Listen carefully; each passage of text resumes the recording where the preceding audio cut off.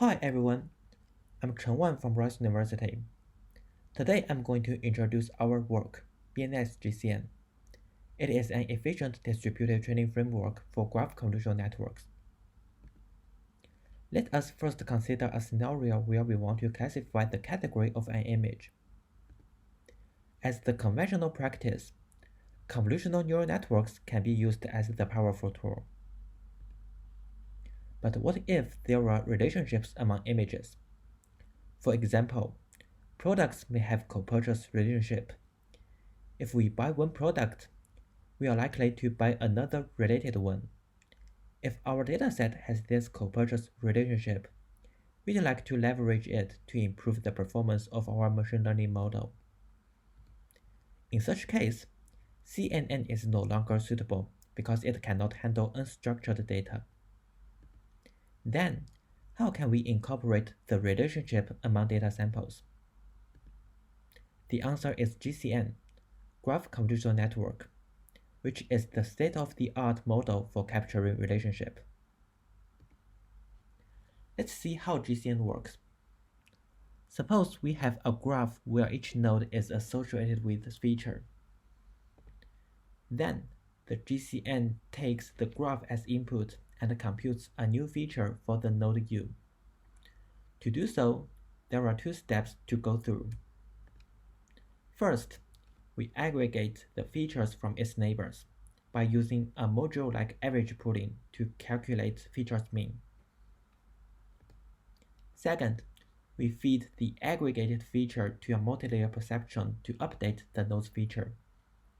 This two-step process is the core operation of our GCN layer.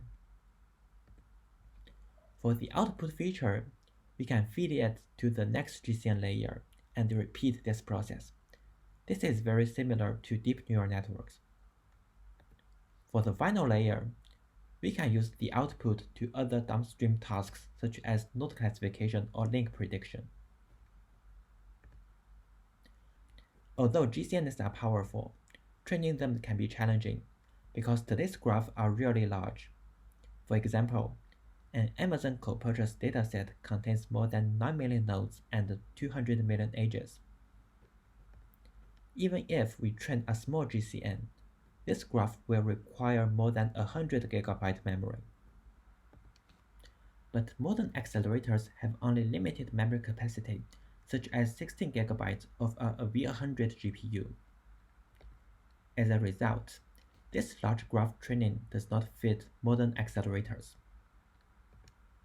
Then, how can we train a GCN at scale, especially with great efficiency?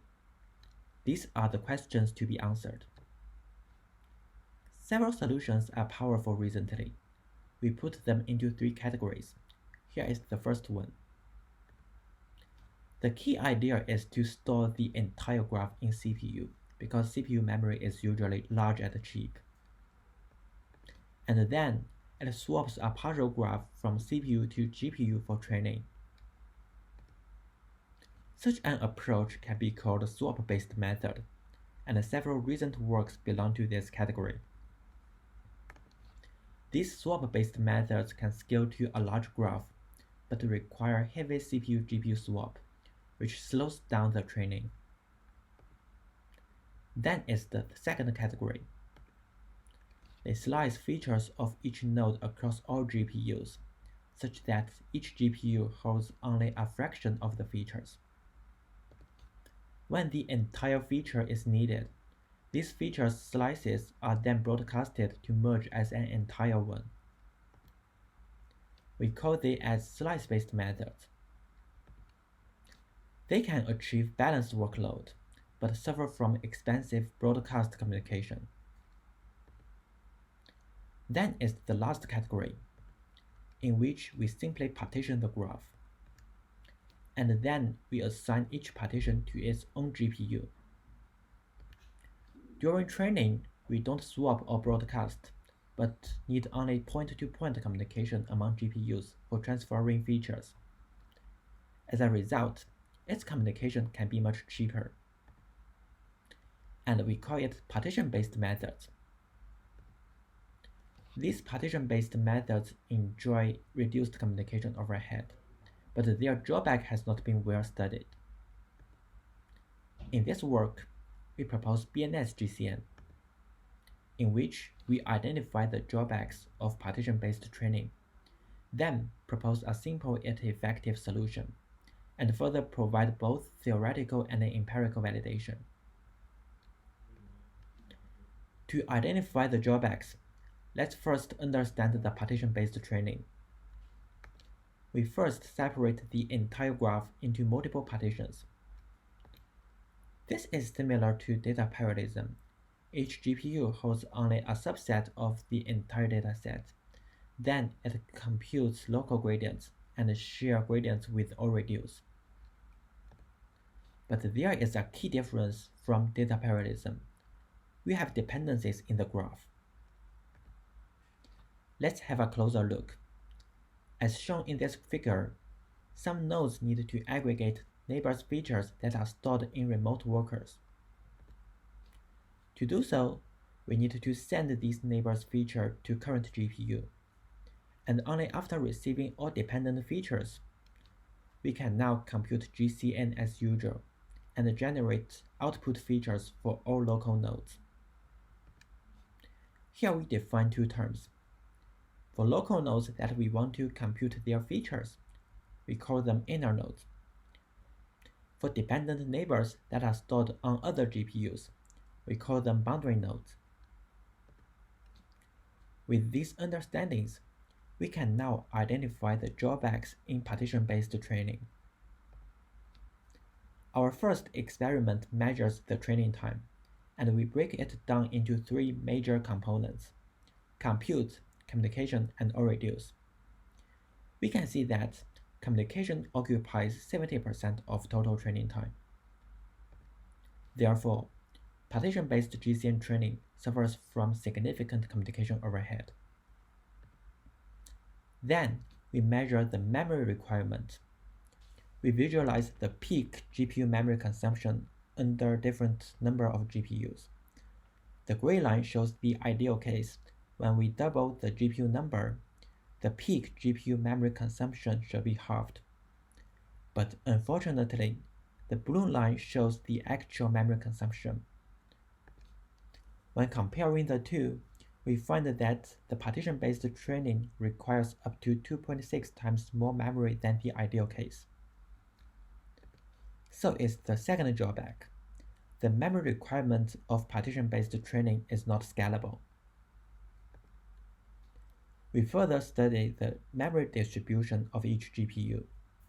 For example, we use a giant graph with around 200 parts. We can see that the memory usage is highly imbalanced. Especially, we have a straggler here, which can cause heavily underutilized GPU memory, because the per GPU memory requirement is often determined by the largest one. So is the third drawback, imbalanced memory requirement across GPUs. Now we have identified three drawbacks for partition-based training. Let's understand the underlying cause.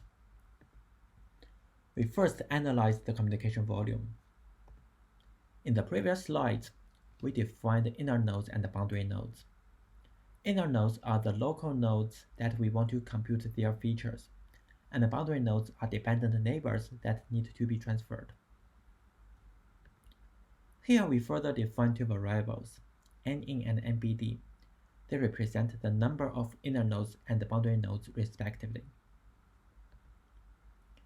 When we compute total communication volume, we need to sum up the communication volume for each partition, and the communication volume for each partition is determined by its boundary nodes. As a result, total communication volume is proportional to the number of boundary nodes. Here I'd like to highlight one point. This conclusion infers that popular min-cut partition is not optimal in reducing communication, because min-cut only reduces edges across partitions, but here we want to reduce nodes across partitions. So if we are using MLSys, we have to set the objective as minimizing communication volume instead of min-cut. Next, let's analyze memory consumption. In the previous slide, we learned that a Gcn layer consists of two parts, neighbor aggregation and feature update. For the memory consumption, we can derive this formula. The memory consumption of the ith partition is proportional to 3 times inner nodes plus boundary nodes. This is because for the aggregation process, we need n in inner nodes and n BD boundary nodes. And for the MLP part, both linear layer and activation layer requires n in inner nodes. Now, let's go back to the original question. What's the underlying cause of the three drawbacks? By now, we have analyzed the communication volume and the memory consumption, and observed that both terms are influenced by boundary nodes. When we further explore the ratio between boundary nodes and the inner nodes, we observe that this ratio is highly imbalanced across different partitions, and the boundary nodes can be more than 5 times inner nodes. So we can conclude that boundary nodes are the main cause of the three drawbacks. Now we have identified the root cause. Can we design one solution to address all three drawbacks at the same time? The answer is yes. This is our proposed BNS-GCN. For each GCN layer, we sample each boundary node with a predefined probability P. And then, for those unsampled nodes, we directly remove them. With this straightforward approach, the communication volume for unsampled nodes is saved, and the associated memory consumption is avoided. Finally, after dropping boundary nodes, the memory is mainly occupied by inner nodes because boundary nodes become negligible. The memory can be trivially balanced as long as we balance inner nodes. Because we are using a kind of neighbor sampling for GCN training, we further study the variance of approximated features for BNS-GCN. Here we compare BNS-GCN with layer sampling methods. Because boundary neighbor set is the subset of neighbor set, and the neighbor set is the subset of global node set, we can prove that BNS-GCN enjoys the best feature approximation. For more comparisons, please find the details in our paper. Now, let's go through our experiments. To verify the performance of BNS-GCN, we use 4 large-scale datasets: Reddit, Products, Yelp, and Papers 100 million. We compare BNS-GCN with 2 baselines, ROC and Cagnet. They are the representatives of swap-based methods and slice-based methods. Our code is developed based on DGR and PyTorch. We first compare their training throughput on the Reddit dataset. For the baseline models, their throughputs are always lower than 0.7. For vanilla partition-based training, it is equivalent to BNS-GCN without sampling boundary nodes. The throughputs are always higher than 1.2. When boundary node sampling is enabled, here we choose sampling rate 0.1 and 0.01. BNS-GCN improves the throughput by up to 16 times. For the other 2 datasets, BNS-GCN is consistently faster. And we also analyze its memory consumption. This figure was shown in the preliminary experiments. When we use BNS-GCN, the memory consumption is more scalable. Their curves are closer to the ideal case. And BNS-GCN saves memory by up to 58%. For the memory imbalance issue, we use Papers 100 million. If we do not drop any boundary nodes, more than 75 partitions have memory utilization lower than 60%. When BNS is enabled, nearly all partitions utilize more than 80% memory. Finally, we compare the accuracy. If the sampling rate is 1, BNS-GCN is equivalent to vanilla partition-based training, so the accuracies are the same across different partition numbers. When we sample boundary nodes, BNS-GCN maintains or even improves the accuracy. But if we drop all boundary nodes, or if we set the sampling rate as 0, the accuracy is decreased. And when we compare the accuracy between BNS-GCN and SOTA sampling-based methods, we find that BNS-GCN enjoys the best accuracy. In summary, in this work, we identified 3 bottlenecks of partition-based distributed GCN training and confirmed that boundary nodes are the root cause. Based on that, we propose BNS-GCN to address these issues.